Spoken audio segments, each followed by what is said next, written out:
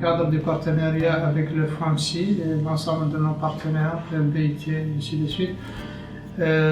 Cette interview se déroule dans le cadre de la cérémonie de clôture de la formation de 36 jeunes de la Muqata'a de Bababé, répartis en 3 communes. Il s'agit bien de l'Aïrambar, de Mbagne et d'El Farah.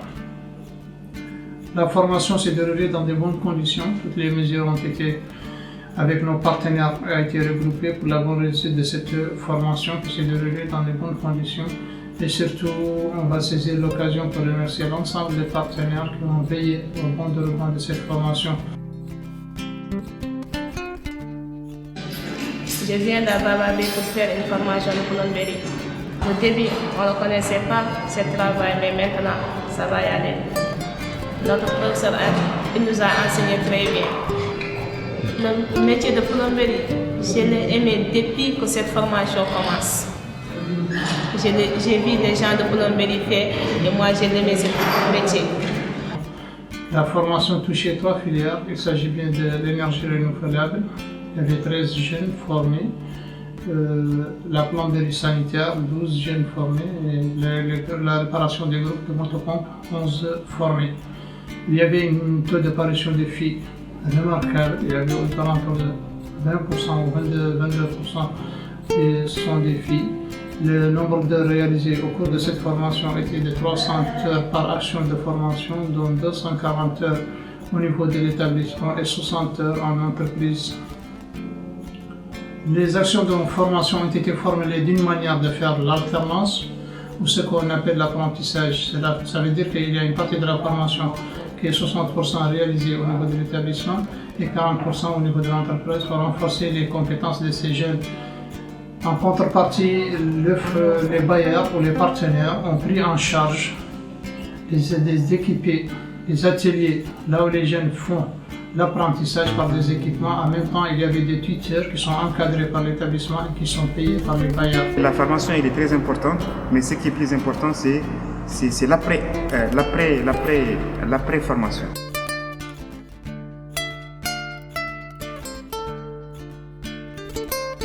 D'après les informations que j'ai déjà eues, que la FAMSI a prévu de donner des kits pour chaque élève. C'est pas mal, c'est déjà bien. Donc ça permettra donc pour ces jeunes-là de se regrouper peut-être en groupe de 2 personnes, de 3 personnes qui se comprennent bien et donc de pouvoir continuer donc le pays actif. Je crois que c'est une demande forte au niveau de nos communes pour réserver un peu le problème du chômage des jeunes, l'emploi des jeunes, parce que ça permet de donner une qualification à ces jeunes, de les rassurer, de les fixer davantage dans le milieu pour essayer d'œuvrer dans une continuité et puis au profit du développement économique en tout cas de leur commune et du pays. Bismillahirrahmanirrahim. Avant tout, c'est manifester notre plaisir de pouvoir assister aujourd'hui à cette cérémonie de clôture de formation qui a été conjointement initiée par FAMSI et BIT. Nous remercions également à nos braves récipiendaires. C'est à eux que revient l'honneur maintenant de mettre en pratique les connaissances qu'ils ont acquises ici. Et nous espérons aussi qu'ils seront l'exemple pour les formations à venir. Nous, on saisit l'occasion pour remercier l'ensemble de nos partenaires qui ont bien veillé au bon déroulement de cette formation.